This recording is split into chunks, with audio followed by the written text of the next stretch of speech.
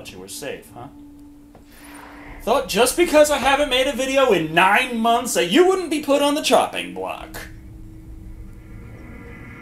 Oh, and the Predator 2 review. Oh, that was just last week. You'll be safe for a while still.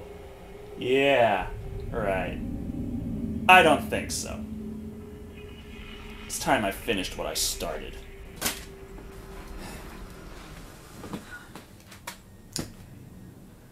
Hello, World Wide Web. I'm Decker Shado, the internet personality with the best hair. I'm sure a lot of you out there are already familiar with the movie Alien vs. Predator, but you might not know the fact that even before this movie was in pre-production, a well-established Alien vs. Predator media already existed in video games, comics, and even novels. And I am a huge fan of Alien vs. Predator. Personally, I never read the novels or many of the comics, but I've been all over the various AVP video games throughout the years. They tended to have a pretty straightforward story, as most games do. You could play as a xenomorph, a predator, or a colonial marine, in the futuristic setting of the Alien franchise. Generally, the humans were messing with xenomorphs, the xenomorphs escape and begin to reproduce, and the predators, attracted to the conflict, arrive and start the hunt.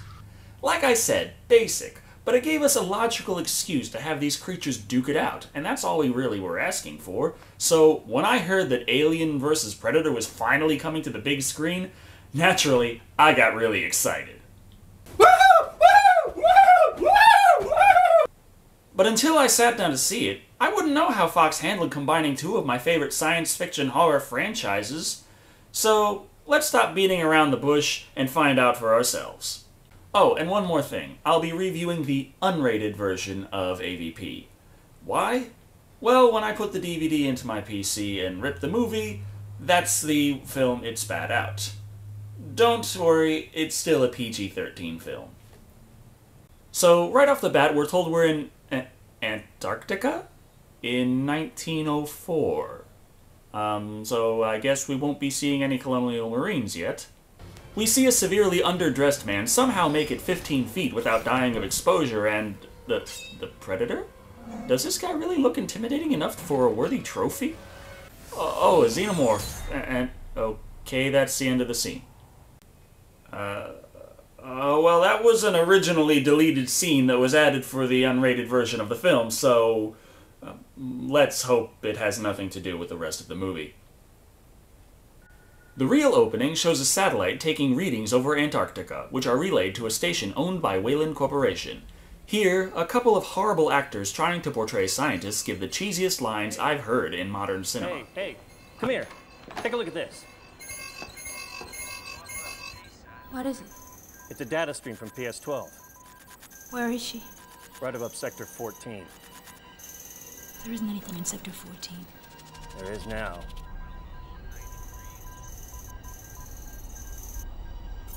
I want to go out for Sonic. There is no Sonic in this city. There is now. We then cut to Nepal, where we find Lex Woods climbing and almost fall to her death as her cell phone goes off.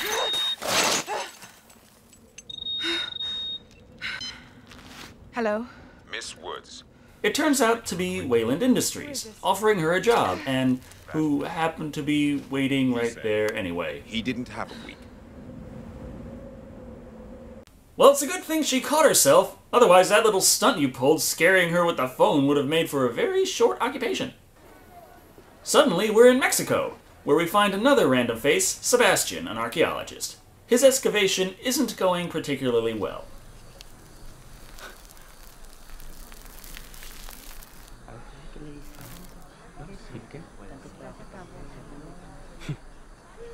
I'm bringing in another team. What's the point of hiring someone else? Is he charging you too much? If you really thought nothing was there, you'd just end the whole thing, right? And that 1950s Pepsi bottle cap is worth $3. How many more are down there? So, racking his brain for a source of funds, he runs into... I might be able to help you accomplish that, Professor. Him again? Wasn't he just in Nepal? How fast is that helicopter of his anyway? Thank God the movie doesn't cut to any more recruitment, as we see the team head out to Weyland's ship. I'm documenting the trip for my boys. This is them, Jacob and Scotty. Ah! Yeah, you're dead. Well, this scene does give off our first real character building, with Lex displaying her knowledge of the dangers involved with Sub-Zero exploration, but displaying a calm demeanor. The PSR is the point of safe return. It means we've used up half our fuel, so we can't turn back. Before we know it, the group is all gathered together, and Mr. Weyland makes his appearance to give the big speech. Lance Henriksen? So, that image on that magazine with the article about robotics, that was Weyland? Bishop Weyland? Stretched out to the extreme, this ties the movie to Aliens, where we have Lance Henriksen playing the android Bishop. But if that was a robot in the image of Weyland, why would Ripley not see through it from the start? And in Alien 3, Lance returns as a human being who works for the company and is said to have designed the Bishop android.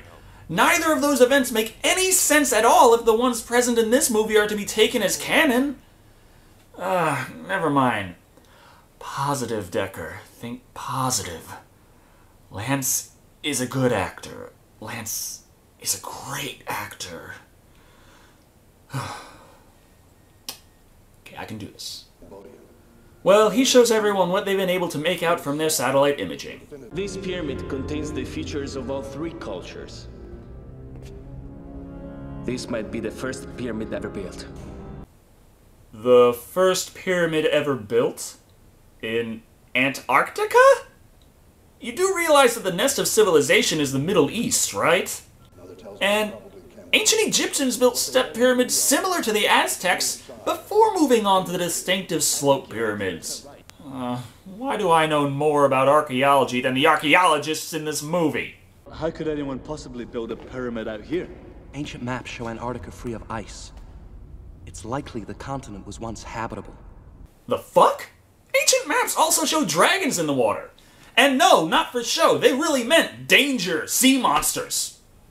So they receive their ultimatum, but Lex doesn't want to send a team in without time to properly prepare. They push for it, so she tells them she's not interested.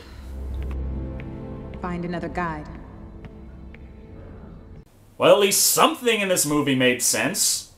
Lex is getting ready to leave, but wants to know who they're bringing in her place. Who'd you get? Gerald Murdoch.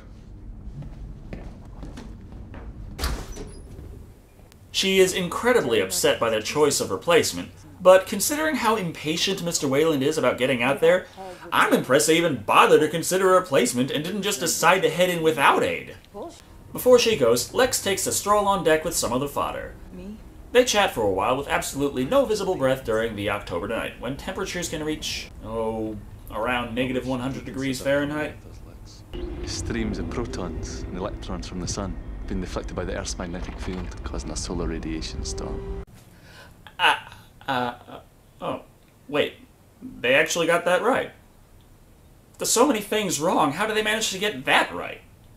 Oh, because the Aurora Borealis has nothing to do with the plot. Of course. Shackleton called Antarctica the last great journey left to man.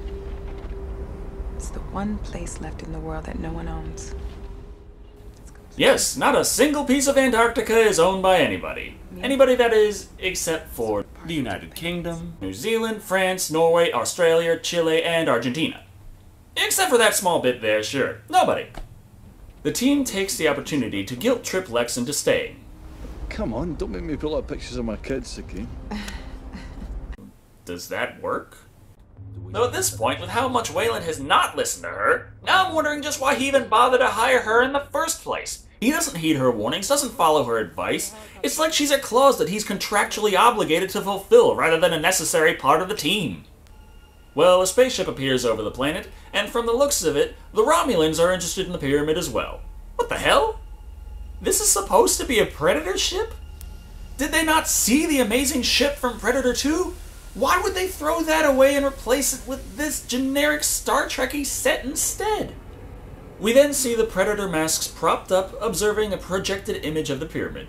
This kind of resembles the reflection of the monitors and the emergency helmets from Alien, but this just looks way too contrived. Apparently, guilt is a powerful tool, as Lex is present to give the crew her big survival speech. 1, no one goes anywhere alone, ever. 2, Everyone must maintain constant communication. 3, unexpected things are going to happen. When they do, no one tries to be a hero. Understood? You know, these 3 rules are the same ones my mother used when she took me and my siblings clothes shopping. Are they really going to be adequate for Antarctica? I guess so, as they all head out across the ice to the target site. Okay, I know winter in the Antarctic is very dark, but there should be some time during the day in October when there's a little light. And given the terribly low temperatures in Antarctica, wouldn't it make more sense to wait till then to set out and construct your camp? Oh, I'm sorry. Antarctica is 70 degrees in this movie. Well, they come to a stop to observe their surroundings.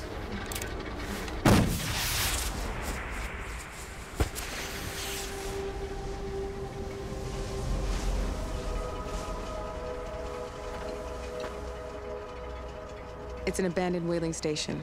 Crap, it's a set from the opening! According to your satellite imagery, Mr. Weyland, the pyramid is located directly beneath it. So the team heads in to set up base camp, and Lex tells Sebastian about the opening. The station was abandoned in 1904. Everyone just disappeared overnight. It was a big mystery back then. Wait, how'd she know a century-old story about an abandoned whaling camp? Well, this information certainly sounds important, or to the characters at the camp at least interesting. What else does she have to say? Nothing. She just drops the topic and moves on. Well, they do find something a little more interesting, I'll give them that. Hey! Over here! Over here! What is it?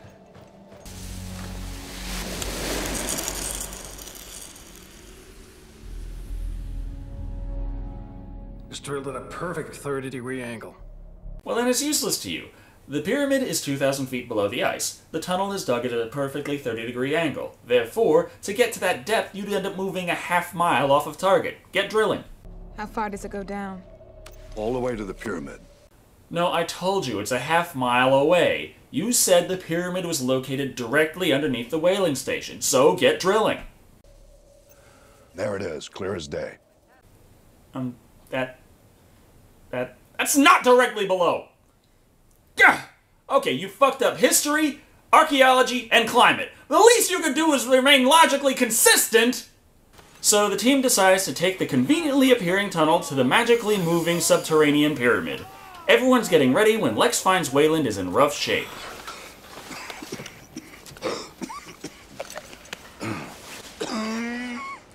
There's no room for sick men on this expedition. My doctors tell me the worst is behind me. You're not a very good liar, Mr. Weyland. She advises him to remain on the surface, and he completely ignores her warnings. Okay, I'm still trying to figure out why he's paying her. Well, an accident up top causes Weyland to lose his rope, and he begins sliding down. Mr. Weyland! Put it down!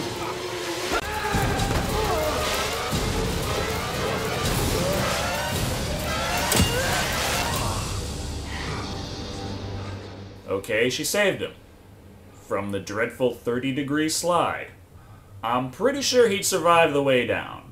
It's not like, oh, the pyramid was directly below the whaling station or anything. Back on the surface, the Predator vessel launches 3 landing pods.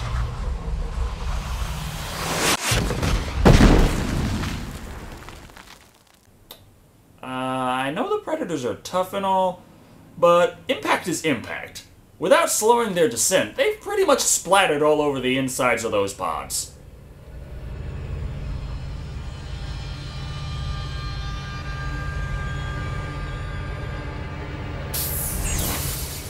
Oh, these are the Predators from Predator 2.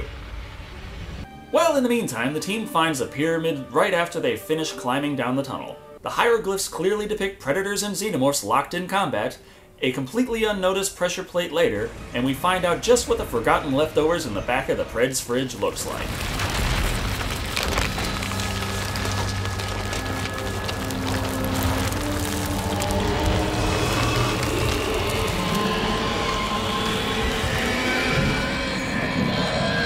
I've seen worse.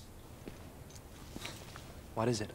They examine the markings and find them jumbled mixes of Egyptian, Aztec, and Cambodian script. That's not how the evolution of language works. You don't have one master language that is every language at once, and then the individual parts split up later. English came from German, Spanish and Italian came from Latin, and I doubt any scribe in history wrote a single sentence in multiple languages if they wanted anybody to actually understand them. So on that note, Sina beats le baka! Okay, so back on the surface, we see the highly skilled professional guardsmen of Weyland Industries being indiscriminately slaughtered by the Predators. They corner one man and knock him down the happy slide.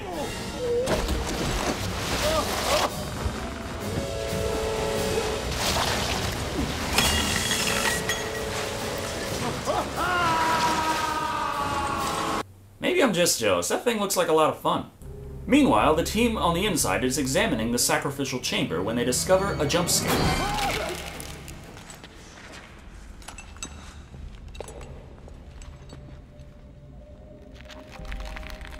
Whatever this is, it's been dead a while. The bones have completely calcified. No idea how long it's been here, but the temperature's kept it preserved. Looks like some kind of scorpion. No, the climate's too hostile for a scorpion. Oh, the climate is much too hostile for a scorpion. Okay. Never mind that everything else in this movie is fucked up. Never mind that scorpions have exoskeletons, not bones. And never mind that that thing looks abso-fucking-lutely nothing like a scorpion! The team drops a glow stick down a shaft and discover a room below the chamber. It's a shaft to another level. Looks like there's another room down there.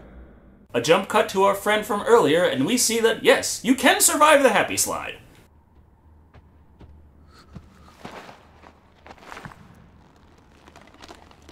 Oh, the Predators are actually leaving him be? Finally, something makes sense. It's not like he's a worthy trophy or anything.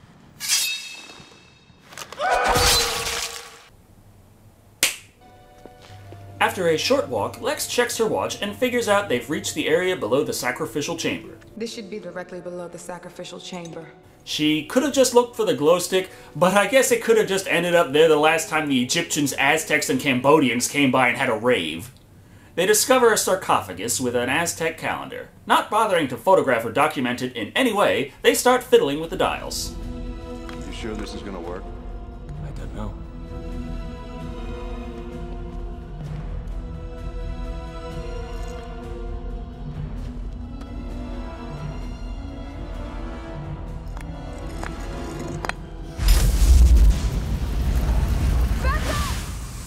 It opens, revealing its contents of plasma casters. Lex tells the team that it's time to head back, and for the first time in the entire movie, they actually listen to her. You wanted to leave without proper prep. We did. You wanted to be the first ones here. We are. You've claimed the find. It's yours. Now we move as a team, and we're done for the day. You heard her. Finally! Wait. The entire time that she's been out there trying to keep them safe, they've been ignoring her warnings and been fine anyway. Now they finally listen to her. Ah, crap!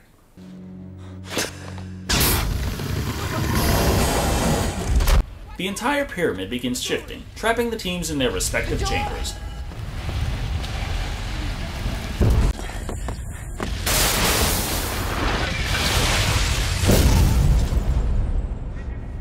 You okay?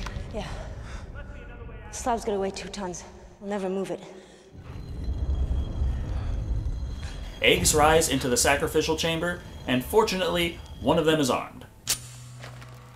Well, I'm sure she can hold the facehuggers off for at least a little while.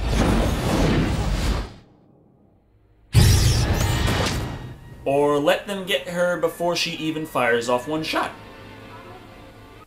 The guards of the other team stop BSing and ready their weapons. Interesting, considering they haven't seen anything at this point beyond sliding doors.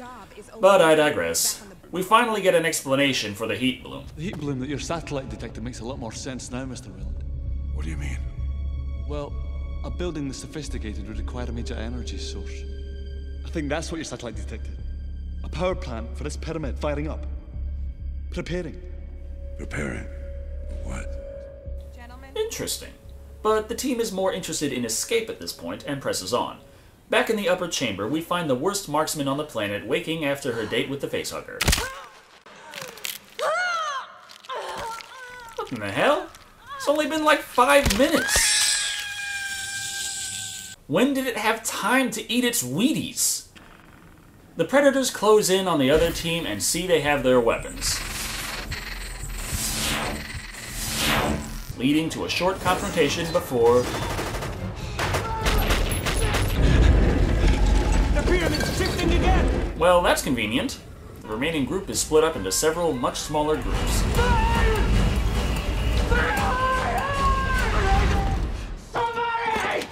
And before you know it, suddenly, we got full-grown xenomorphs to worry about.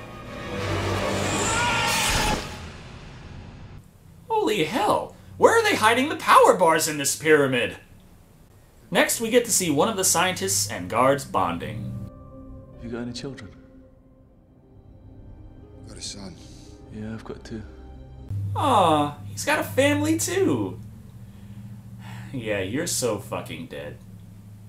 Well, we have time for another lesson today from Sebastian. The Aztec calendar was metric, based on multiples of 10.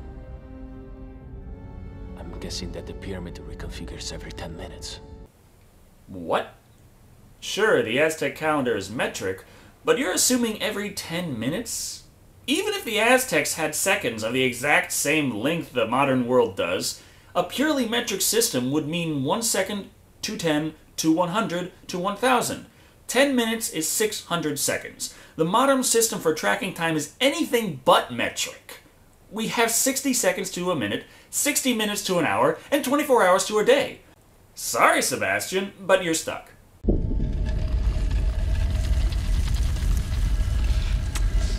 What the hell? Well, we get to see our doomed duo exploring some more in tight, enclosed spaces. And wouldn't you know it, Xenos just happen to show up.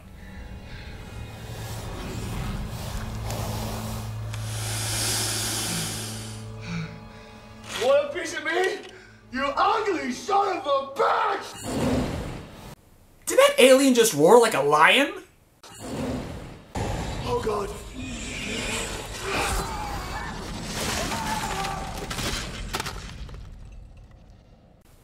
I may not be able to figure out how this movie is going to butcher science next, but I know a walking corpse when I see one. Well, Lex's team continues on, and Miss Woods takes it upon herself to carry the plasmacaster. Give it to me.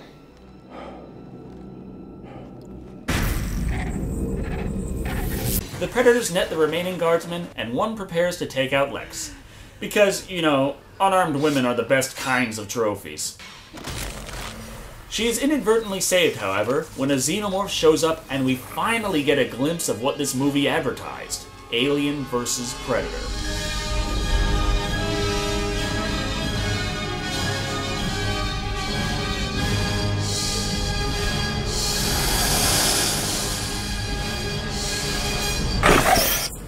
One Predator down in record time, the second rushes at the Xeno, and the battle begins. I won't lie to you, this fight here is incredible. The Predator and Alien fight back and forth with such ferocity, and each use so many of their species' trademark abilities. I really like this scene. Well, our final survivors, who are down to Lex, Sebastian, and Weyland, rush to get up some stairs, which obviously Weyland has trouble with. I've got to stop. I've got to stop. The final Predator closes in on them, and Weyland tries to hold it off.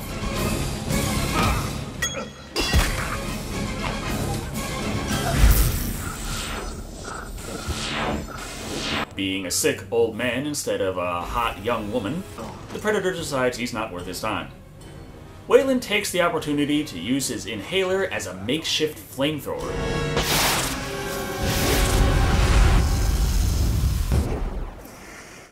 Successfully pissing the Predator off enough to kill him.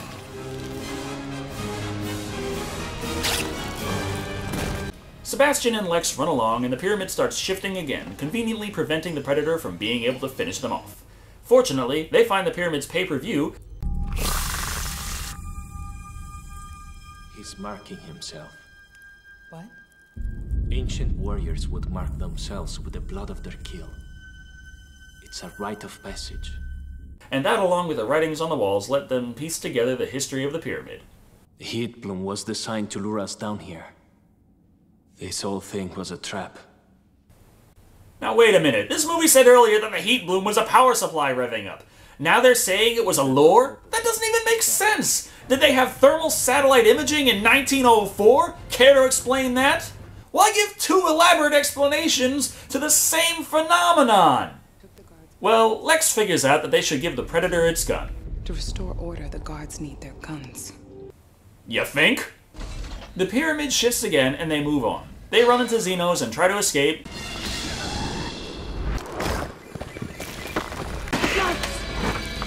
Sebastian goes bye-bye, and now it's Lex all by her lonesome.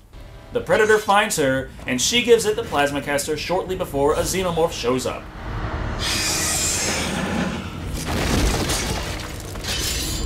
She ends up killing it when the Predator drops its combi stick.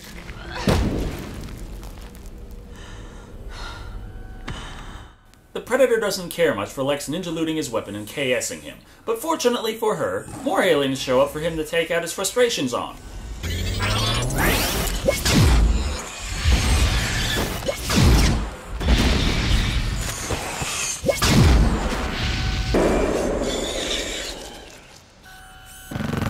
The Predator begins to leave, but Lex lets him know she has no intention of leaving his side.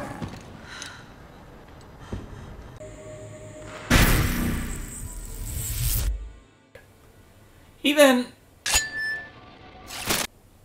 What the hell?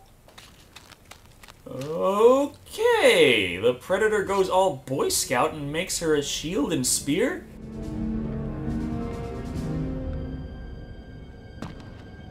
And they run off together. Did I just see that? The Xenomorphs aren't happy with the class balance issues now that the Predator has a plasma caster, so they finally decide an hour and a half into the movie to release the Queen. Lex and the Predator find Sebastian cocooned. Help me, Lex. I'm gonna get you out of there. It's too late. It's inside me. I'm gonna get you out of here. You can't. No! No! She struggles, but lands a bullet into her friend to end his suffering. The Predator appreciately checks out her ass, and then has a thumb war with the chestburster.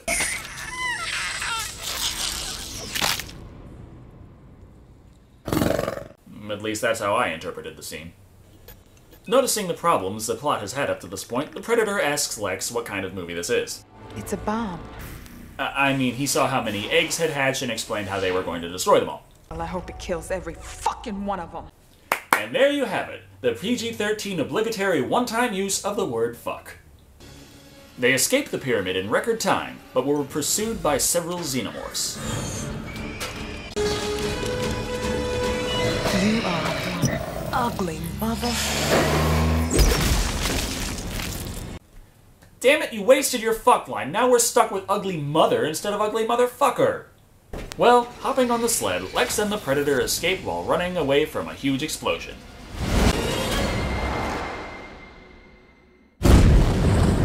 Well, they got that right at least.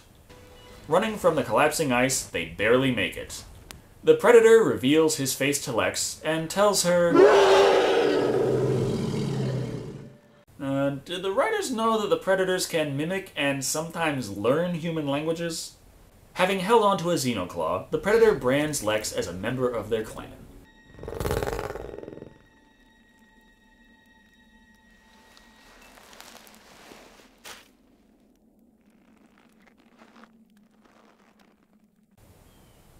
This better not be heading in the direction I think it's going.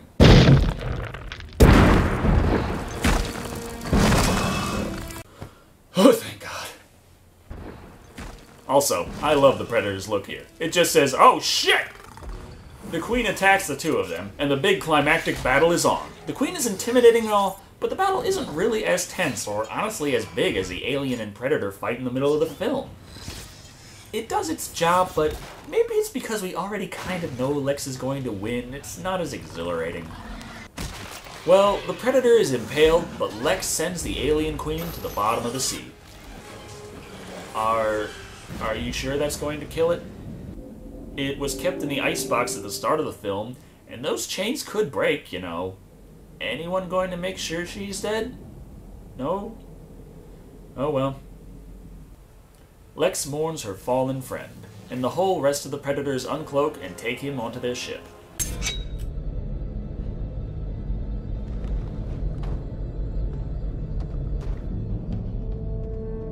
The Elder presents Lex with a custom combi stick and leaves.